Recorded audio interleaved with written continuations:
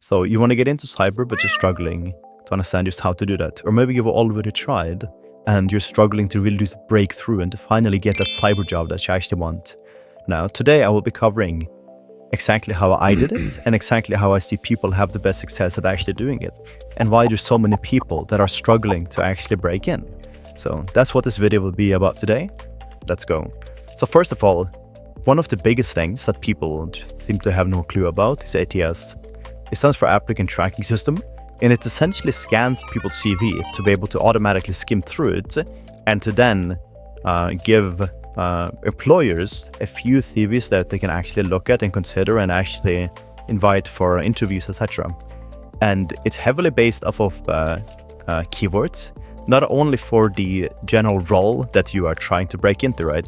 So if you're trying to become a sysadmin, or if you're trying to become a developer, or if you're trying to become a SOC analyst or a pen tester, etc., it's very important to obviously cater your CV to that. But not only that, it's extremely important to cater your CV to the job description specifically. Now, we actually have a script inside of our community that I've created to do this for you automatically. But you don't really need that. You can do this manually, but it's just faster. So I managed to pull it together. Anyways, ATS, definitely read about it, learn about it more, and do not underestimate, because it is absolutely crucial. The sad thing about it from even the employer's point of view is that sometimes there can be someone that's overqualified for a job, but if it's a company that heavily relies on ATS, they can sometimes just be eliminated even though they would have been a perfect candidate. So it's a good way to save time for employers, and but if you actually want to get a job, it's very important that you learn this. Now, the second thing is you want to get the certifications that are actually well respected, right? So if you're trying to get into, let's say, pentesting, it's highly recommended to get a certification like OSCP, because it has a very good brand name. It's very sought after and respected, but it also teaches you the practical things to actually do the job. So it's very important to pick the right certificates. And it's also very important to make sure that you actually can show for having relevant skill sets to the job that you're looking for, obviously. So if you're trying to break into cyber and all you have is IT support, sure, that's better than nothing, but it isn't really that good whatsoever. You would ideally want to do something in cyber so they can see you already know what you're doing.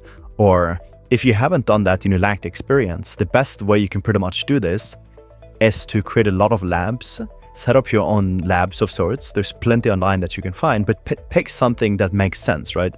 So if you're doing pen testing or something, you can create an Active Directory hacking lab. You can do a lot of CTFs on Try Hack Me, Hack the Box, etc. And you can also create walkthroughs and blog posts, etc. And you can have a good GitHub to show that you actually are in this area, that you are in this field, and you are actually learning very practical things. And these are one of the most important parts of actually landing a job. Now, there's many other tips as well.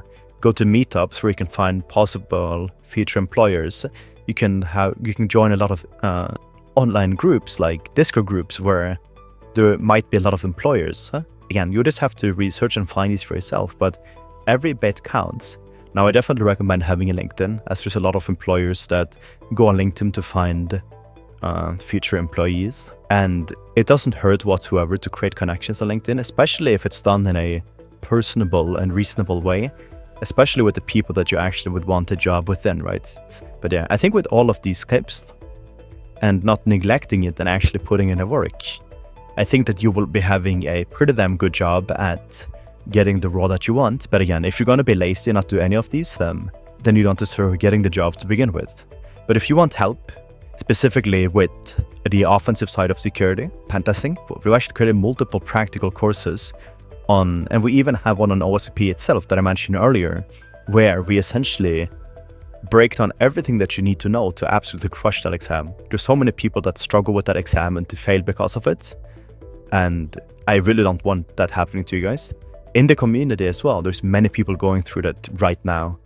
There's a lot of people that are super into hacking specifically and just security in general, but if you are on the blue team side of things or sysadmin and you aren't really that interested in the community, then I wouldn't suggest joining our community. You can find something else, but If you're interested in hacking, then 100% I think you should join, as we have so much good stuff there, and I would love to help you get a job as well if that's your current focus. And that's it for this video. Thank you so much for watching. Have a nice day.